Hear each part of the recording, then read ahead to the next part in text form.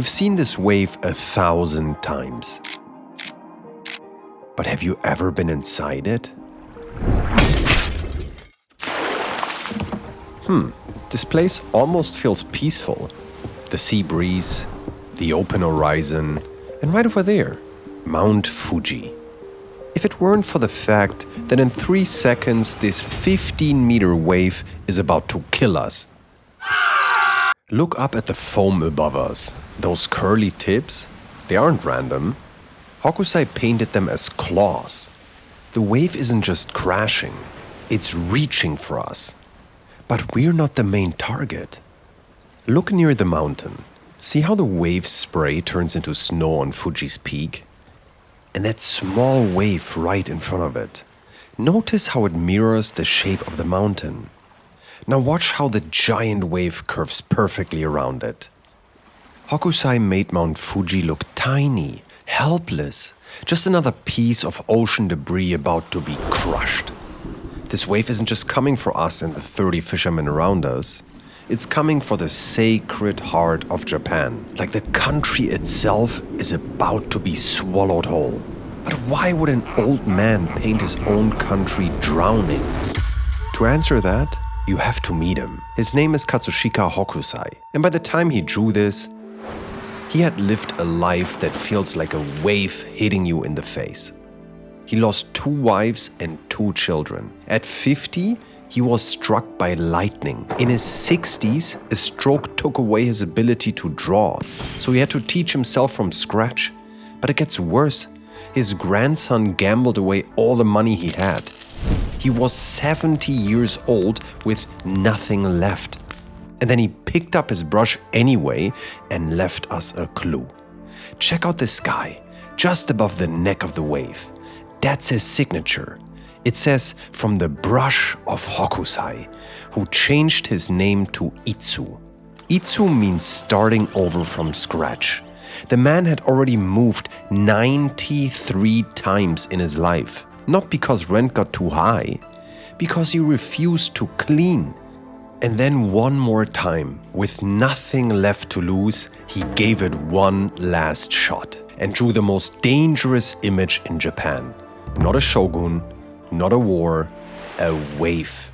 And he didn't stop at 1. He drew it 36 times. 36 chances to say what nobody wanted to hear. Every single image has Mount Fuji. That's the only rule. Everything else changes. Sometimes Fuji is enormous and blood red, burning at sunrise, almost angry. Sometimes woken by terrifying lightning, like the sky trying to finish what the wave started. Across all 36 prints, Fuji watches from a distance, even while people suffer.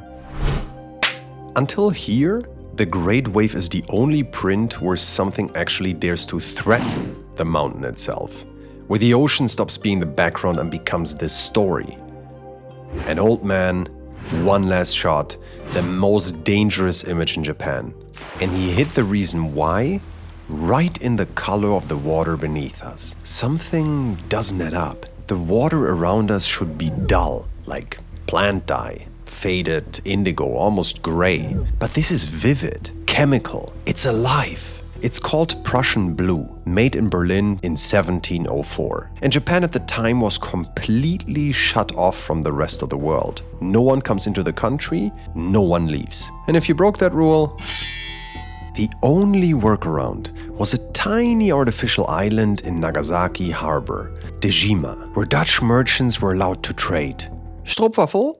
And that's how Prussian blue slipped through the back door. And now it's all around us. Hokusai painted Japan's oldest defense in foreign ink.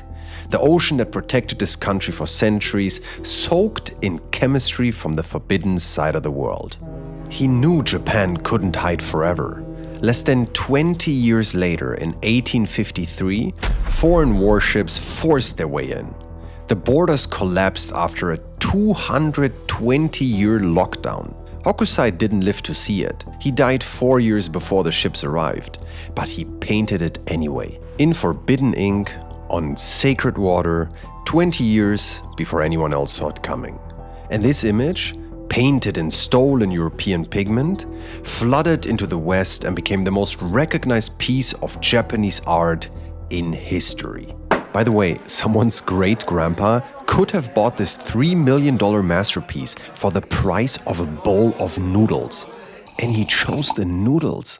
Anyway, the Great Wave crossed an ocean, passed through galleries, and ended up on the wall of an asylum in southern France. Someone you might know became obsessed with these spirals, these claws. He wrote letters to his brother saying Hokusai's waves felt alive. Those spirals above us, they started in the ocean, and Van Gogh painted them into the stars. But underneath all of that, Van Gogh didn't just find beauty in these spirals, he found permission. Permission to paint the world as it feels, not as it looks. We came here to look at a wave, but Hokusai didn't just paint a wave. He painted the wave of all waves. A warning, a prophecy, a self-portrait. All at once. His last words were, "If only heaven would give me 5 more years, I might become a true painter." He died still trying, still starting over, still not satisfied. But Katsushika, 200 years later, we're still standing inside your wave, still feeling your spirit in every claw above us, still looking up at you. I think you made it. If you've made it this far, are you gonna love our next adventure? Until then,